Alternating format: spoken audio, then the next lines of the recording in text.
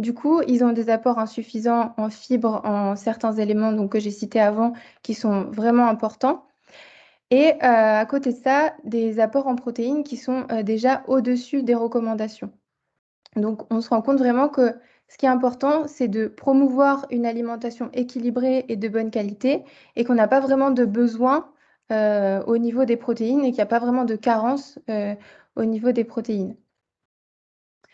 Si on fait un petit focus sur les apports en protéines, donc pour un adolescent sportif, le besoin, il est de l'ordre de 1,2 à 2 grammes par kilo par jour, ce qui est quand même assez important quand on le rapporte au gabarit des joueurs de rugby, même à cet âge-là. Donc pour un ado de 70 kilos, ça représente 84 à 140 grammes de protéines par jour. Et pour un ado de 90 kilos, 108 à 180 grammes de protéines par jour.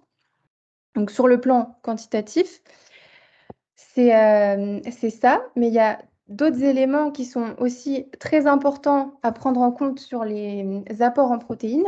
C'est essayer de vraiment répartir les apports régulièrement tout au long de la journée avec 3 repas principaux, mais aussi une à plusieurs collations en fonction de la charge d'entraînement. Et aussi de vraiment adapter ces apports à la charge d'entraînement.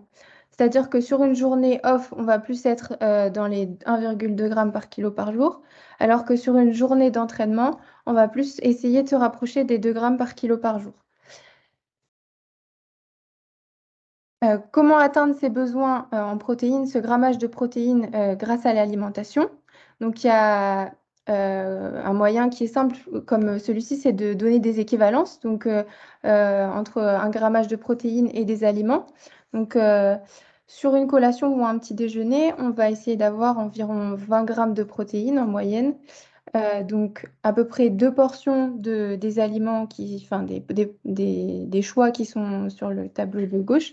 Ça peut être du jambon, une tranche de jambon, de blanc de poulet, de saumon, 2 œufs, du fromage blanc, enfin, etc. Tout ça, c'est les protéines animales. Ensuite, il y a des protéines végétales, les amandes, les oléagineux, les flocons d'avoine. Occasionnellement aussi, ça peut être de la charcuterie maigre ou du fromage, et c'est un petit peu moins qualitatif.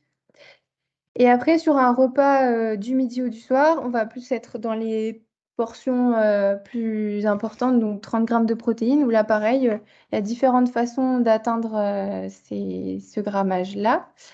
Donc, par le biais de protéines animales, donc, que j'ai mis en premier, puis aussi de protéines végétales, même si c'est un peu moins des protéines de bonne qualité qui sont un peu moins intéressantes, mais qui font quand même le travail de temps en temps. La récupération, c'est un moment aussi qui est important et sur lequel il faut vraiment, enfin, il faut vraiment sensibiliser les athlètes. C'est que pour optimiser la récupération, la nutrition, elle a un rôle important. Et donc, il faut essayer de manger rapidement après l'entraînement. On dit au maximum 1 heure après. Donc, si le repas qui suit l'entraînement, il est moins d'1 heure avant la fin de l'entraînement, on peut attendre le repas.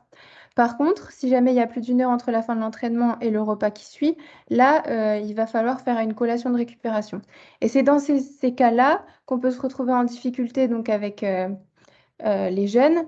C'est-à-dire qu'il faut soit que eux s'organisent bien chez eux et dans ce cas-là, essayer de donner des conseils aux parents ou aux jeunes pour amener ce qu'il faut, soit de pouvoir mettre en place des collations directement dans les académies pour pouvoir avoir des aliments intéressants qui permettent donc d'atteindre environ 20 grammes de protéines. Donc là, je vous ai mis des exemples de collations avec des aliments protéinés comme le jambon, le fromage blanc, le skyr et les oléagineux. C'est des aliments qui sont faciles à emporter ou à acheter, qui se trouvent facilement.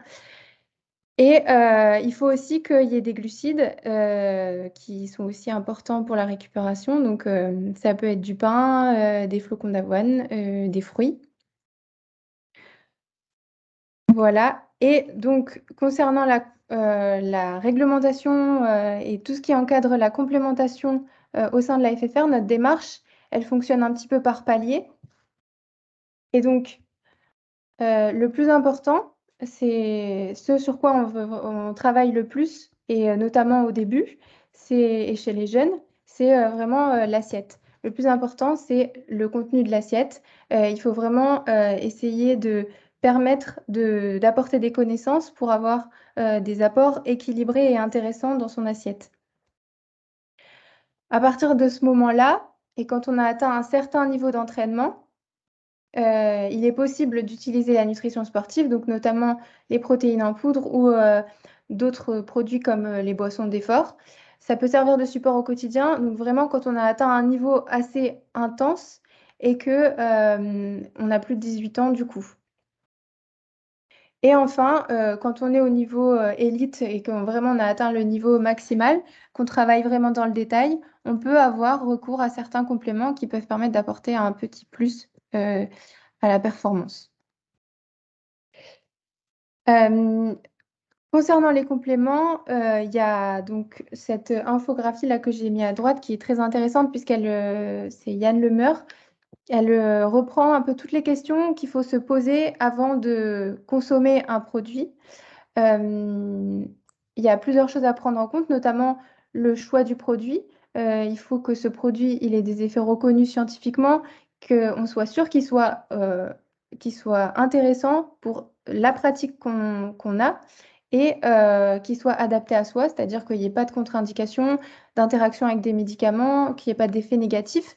Donc ça montre qu'il faut vraiment qu'il y ait, un encadrement, d'un professionnel de santé, de quelqu'un qui s'y connaît et le deuxième élément très important, c'est que le produit soit bien sécurisé, qu'il contienne une norme antidopage. Donc là aussi, il faut avoir une, certaine sensibilisation et connaître un petit peu, puisque en fait, il y a vraiment beaucoup de produits, sur le marché et si on prend un produit qui n'a pas de norme antidopage, il y a une chance sur 7 qu'on se retrouve avec un produit contaminé par, un produit dopant. Donc il y a un risque quand même assez élevé qu'il faut vraiment dire.